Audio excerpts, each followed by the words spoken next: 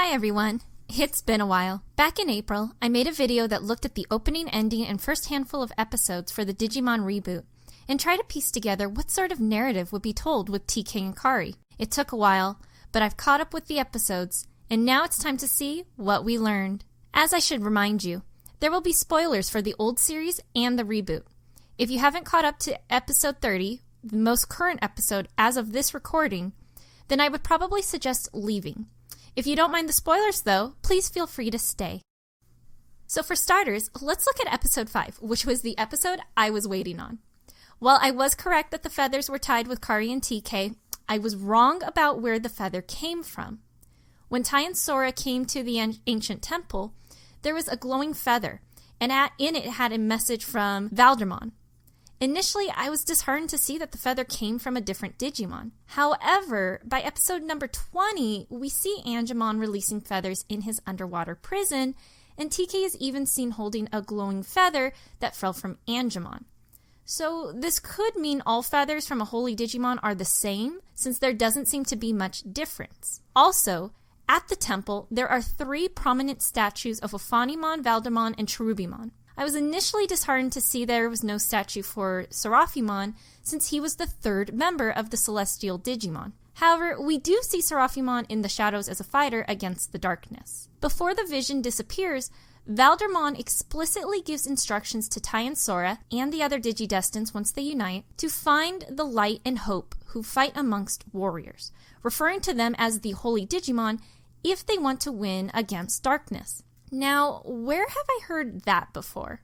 Doesn't this sound similar to what Azulangmon said in 02 about how light and hope are the strongest elements in this battle against darkness? While this is a common theme for any fight against darkness, it is interesting that 2 holy-ish looking Digimons had to tell a group about this. So, I just thought it was a cool connection.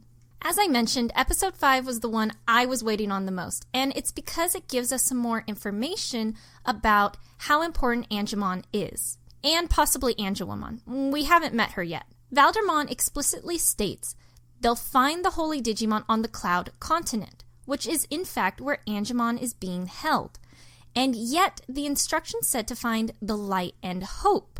They only meet Angemon, associated with hope, on the continent before they are sent to a new land. I don't know if this is just because Valdemon's message was cut off, but upon rewatching it, it sounds like all they were going to say was Angemon's name. So what about Angelwomon?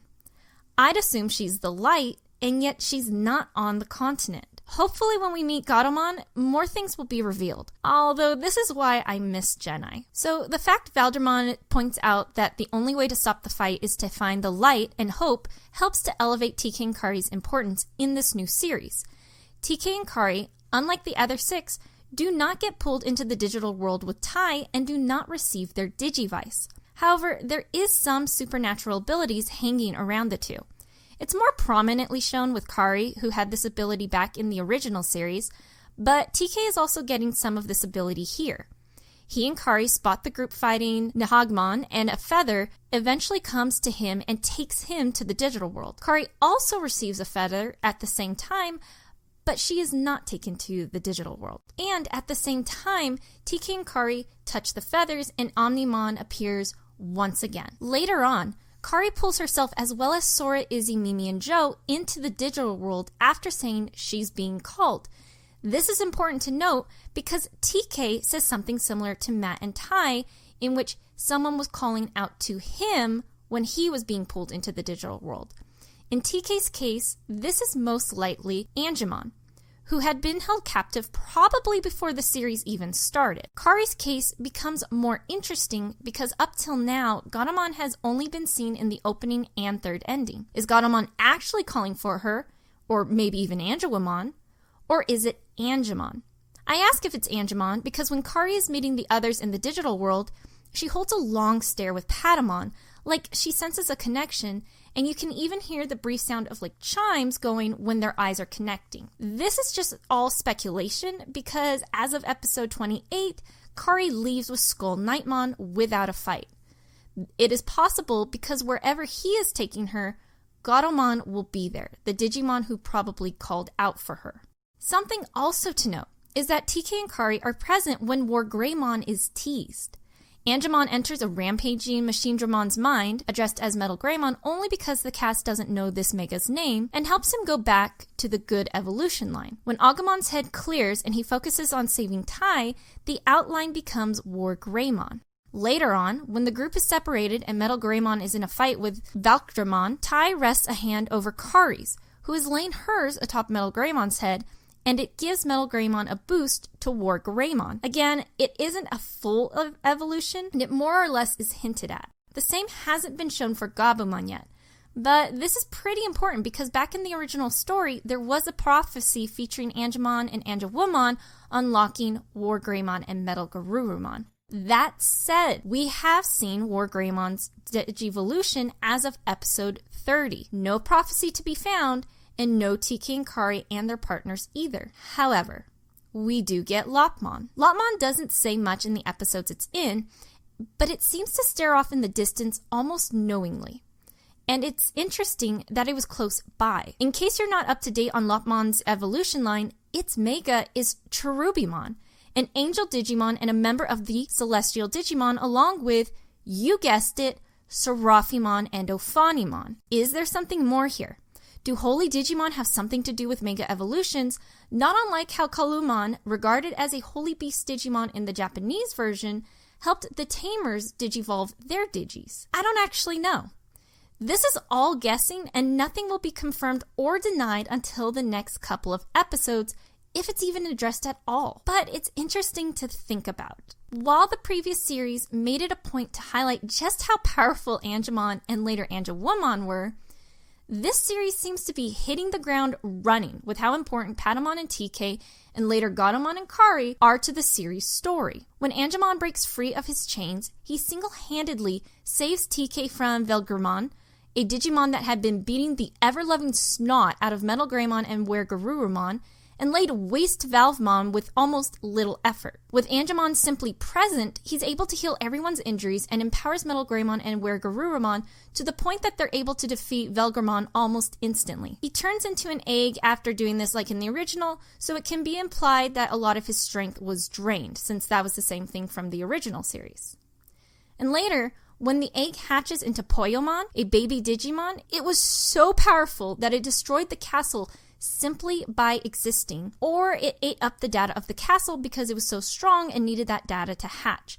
It could really go either way. I don't think I've seen any baby Digimon do this before, which only further shows how powerful Holy Digimon are, and maybe there was an advantage considering this was a dark castle and he's a Holy Digi. When Poyomon evolves to Tokomon, he is able to purify the miasma, which Devimon had been using to attack the others, and even created a protective bubble to protect him and TK from Dundevimon, a Mega level. That's right, an in-training Digimon protected itself and its partner from a Mega level attack. Granted, if Dark Tai and Dark Metal Greymon hadn't stepped in, Dundevimon would have reached the two, but it's the fact that Tokomon is even able to do this against a Mega that is so incredible. Tokomon does digivolve to Patamon just shortly after helping Agumon find his center, but there isn't anything that happens, minus falling from the sky. Later on, Angemon returns to fight off Dark Nightmon, who seems to be targeting Kari.